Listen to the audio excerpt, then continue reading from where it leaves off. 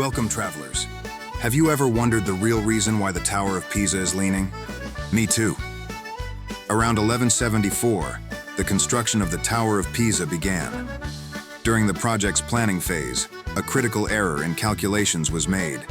Unbeknownst to the builders, this mistake would lead to the Tower of Pisa becoming an iconic symbol of Italy, recognized worldwide. One major factor is its unusually shallow foundation, which is only 3 to 4 meters deep. While other towers from the same era have similar foundation depths, the architect of this project failed to account for the unique morphology of the ground.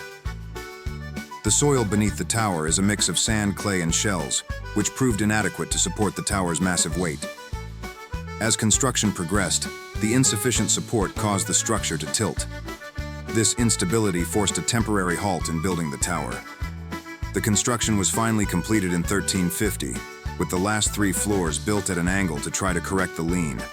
However, this attempt was not successful, and the tower continued to tilt approximately 0.72 centimeters each year. Despite this, the Tower of Pisa won't fall. In 1990, strong restoration efforts added counterweights at the base and in the bell chamber to balance its center of gravity. Additionally, a satellite in space constantly monitors the tower to detect any movement, ensuring it remains stable. If it moves, the satellite will detect it immediately. Well, thank you for watching this YouTube video. If you enjoyed this content, please consider liking the video and subscribing to our channel for more content like this in the future.